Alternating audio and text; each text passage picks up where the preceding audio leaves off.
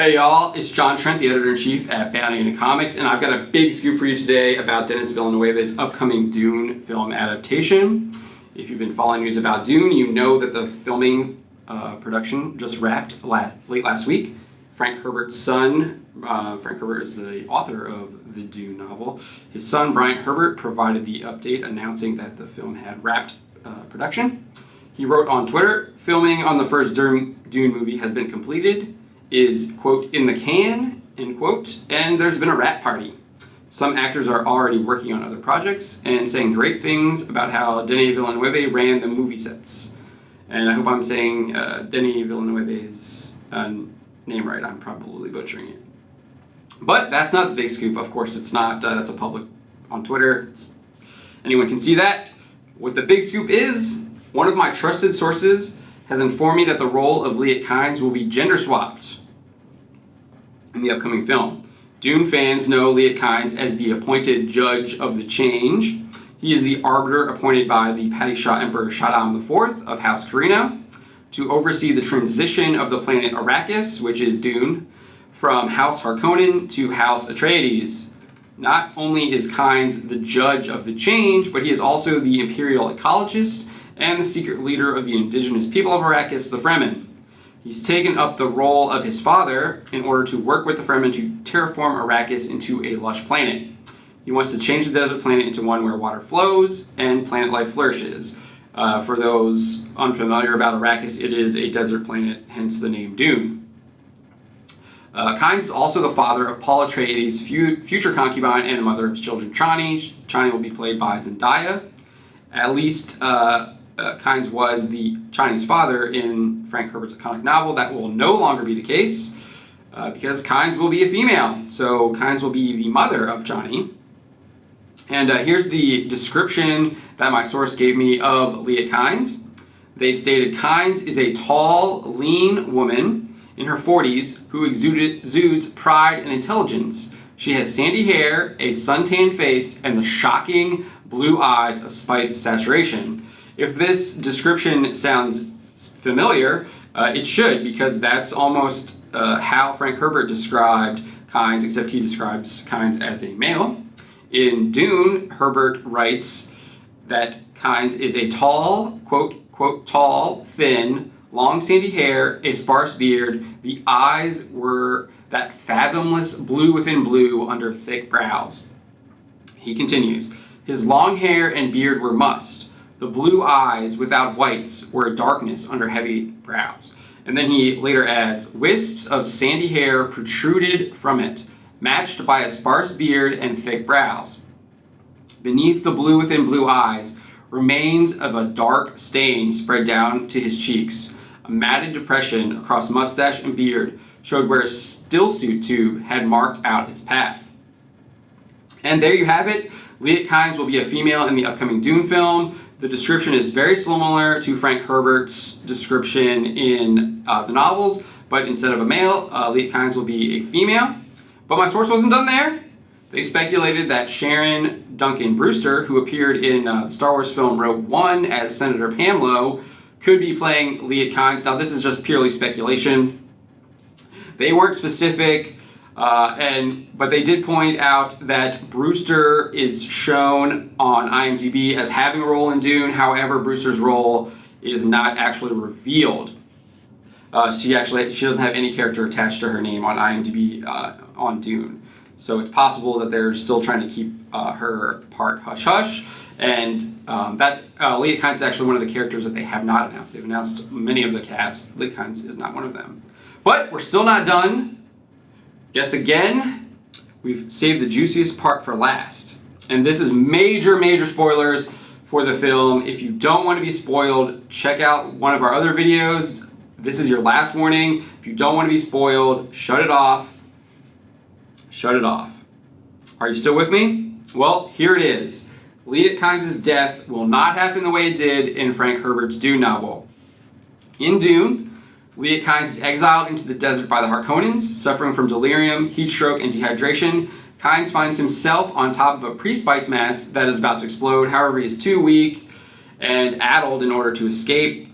As he scrambles across the desert, he sees a vision of his father who lectures him on how they can terraform Arrakis. In fact, he also realizes a hero with capital H leaving the Fremen could be a mistake.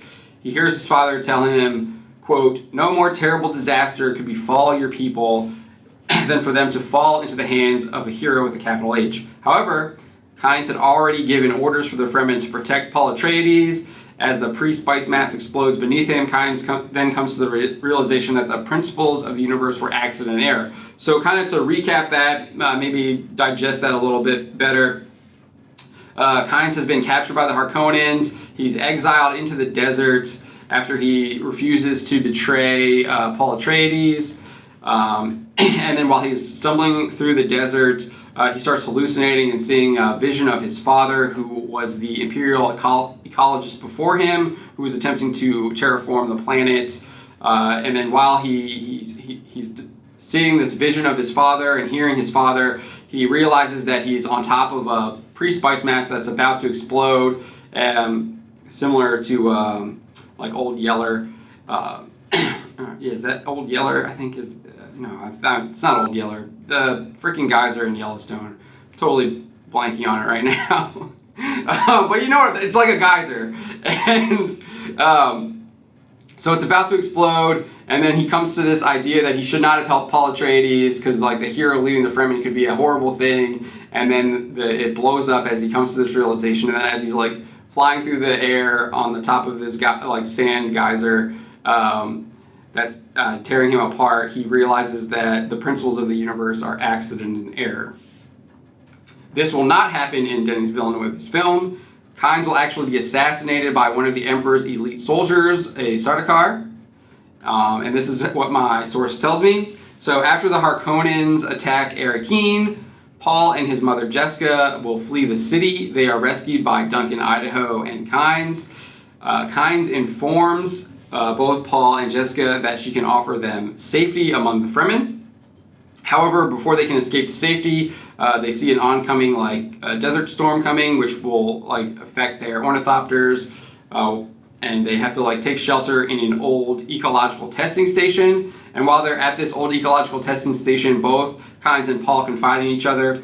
Kynes tells Paul that she plans to terraform Arrakis, and Paul then reveals that his own plan is to become emperor. So the idea of terraforming Arrakis is actually kind of controversial because the most precious resource in the entire Dune universe is harvested on Arrakis, and that's called the spice.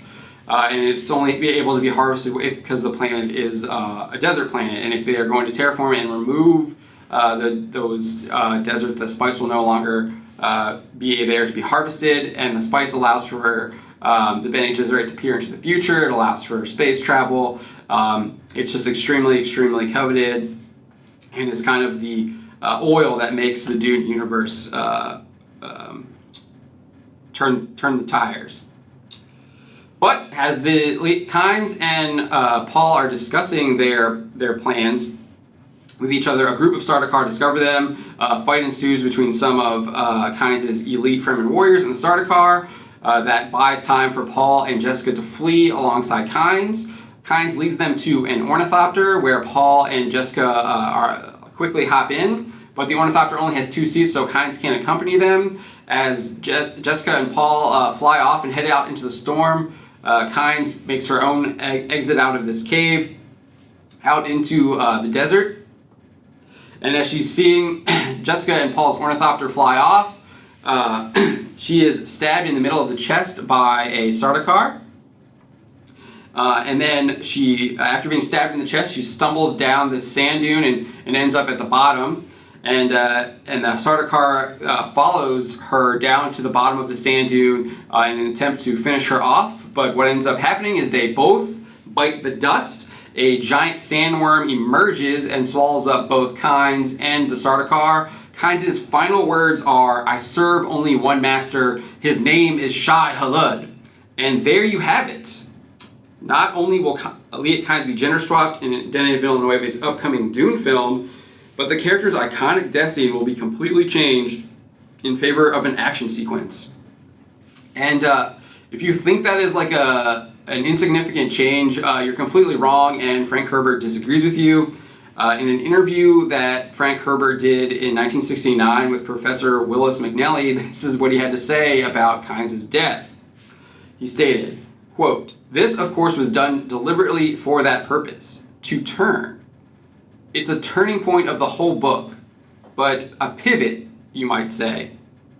And the very fact that Kynes, who is the Western man in my original construction of the book, sees all of these things happening to him as mechanical things doesn't subtract from the fact that he is still part of this system because it is observing him. He's lived out of rhythm with it, and he got in the through of the wave and it tumbled on him."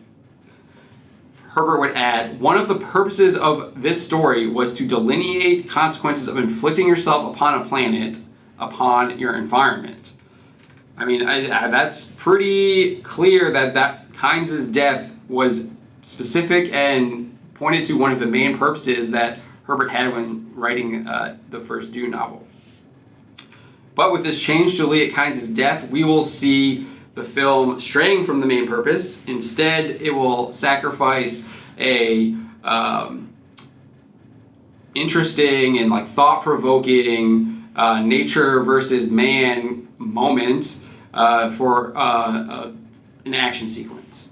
My source promises me they will have quite a bit more info about the Dune movie coming up, so make sure you hit that subscribe button and smash that bell so you get notifications. We'll definitely be covering Dune as we find out more about the upcoming adaptation. My name is John Trent, and you've been watching Bounding into Comics.